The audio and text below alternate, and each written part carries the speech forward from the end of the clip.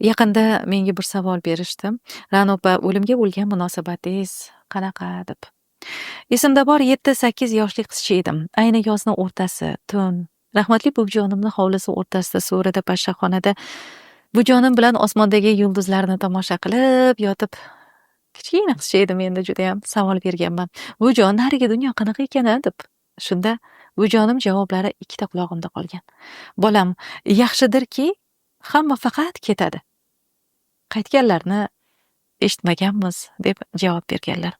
Nihoyatda oqila, dono, hozir javob buvijonim bor dilida. O'limga bo'lgan munosabatim o'sha kechada shakllanib bo'lgan. Unda o'ylab qarasangiz, rostdan ham umr bir kun tugaydi. Dunyoda tirik jon borki, baribir o'tadi. Bugun bo'lmasa ertaga boring, ana 100 yil yashar, lekin haqiqat shuki, hech kim bu dunyodan tirik chiqib ketmaydi. Mahbubiyning misralarini bir eslang. O'lim asli go'zaldir. Parda ortidan xabar.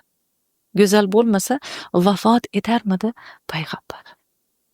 Ammo parda ortini qay darajada go'zal bo'lishi o'zimizga bog'liq. Umr o'tkinchi ekanligini bilsak-da, unda dilozorliklarga, nizolar, nafrat, ginalarga ne hojat degan savol tug'iladi insonda. Tasavvur qiling, siz mehmonga keldingiz, ertaga ketishingizni bilasiz. O'zingizdan yomon iz qoldirishni istaysizmi? Albatta yo'q. Bugunimiz ertamizga tashlangan qadam. Chunki abadiyat olamiga biz o'zimiz bilan faqatgina yaxshi amallarimizni olib ketishimizni har birimiz juda ham yaxshi bilamiz.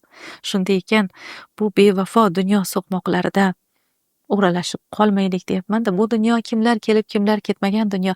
Zero qadarlari yozilgan, umrlar hisoblidir.